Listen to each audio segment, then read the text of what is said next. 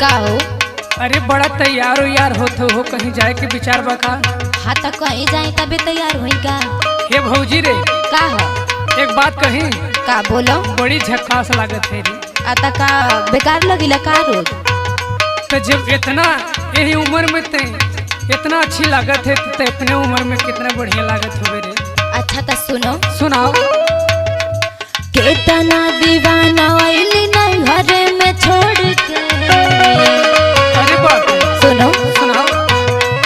केतना दीवाना आइली नहीं घरे में छोड़ के। कितना छला मर गए रहरिया में अगोरी के।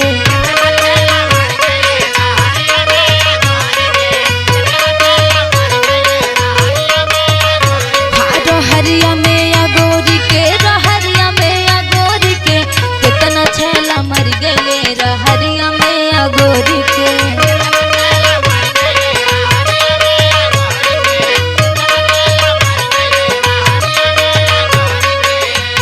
ए भौजी बोलो। तबे तक कहीं हमरे तो के का? तनी हमरो सुन। बोलो। महारा तारू जान तू लगा के उठा लाली हो। महारा तारू जान तू लगा के उठा लाली हो। लागा तारू भौजी जैसे लग गया मोरा बाली हो। सच में? और का?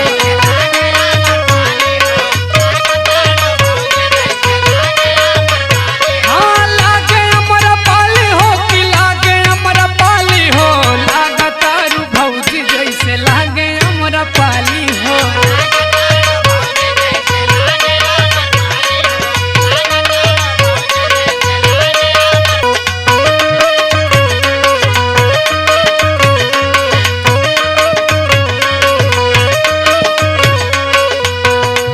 सुनो। हे भौजी का हो? सच मेरे पूरा गांव भरे में सबसे बढ़िया तही है। अच्छा तो हमार बात सुना, ढेर मस्का मत लगावा। सुना सुना। नैहर में रहे हमर गई स्टाइल।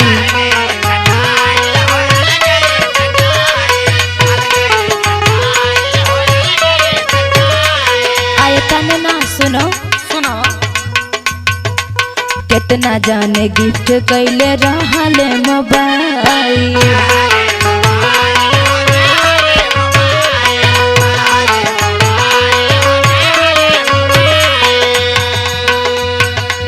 नैहर में रहे हमर गई स्टाइल।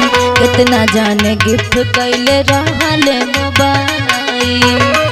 सुनो। सुना। भावो नाही दिहली सबके आइल दिल तोड़ के। भावो नाही दिहली सबके आइल दिल तोड़ के। कितना छला मर गए रहरिया में अगोरी के। बात चिरई रहे का भौजी?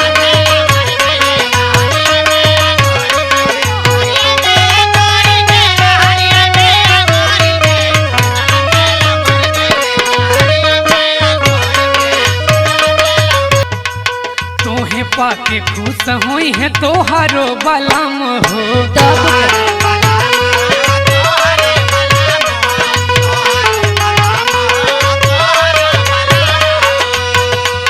ससुरों में बाटे नाही तेवर तोहर काम हो। काहे ला कम रही?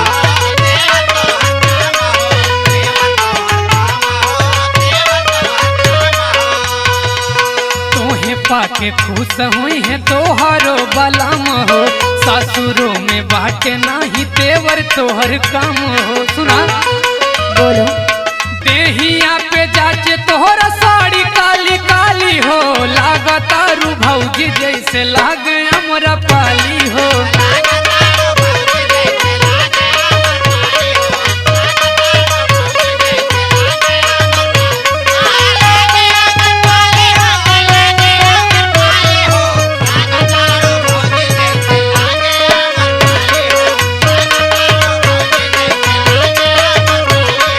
कितना छला मर गए रहरिया में अगोरी के। लागा तारू भौजी जैसे लागे हमरा पाली हो। कितना छला मर गए रहरिया में अगोरी के। लागा तारू भौजी जैसे लागे हमरा पाली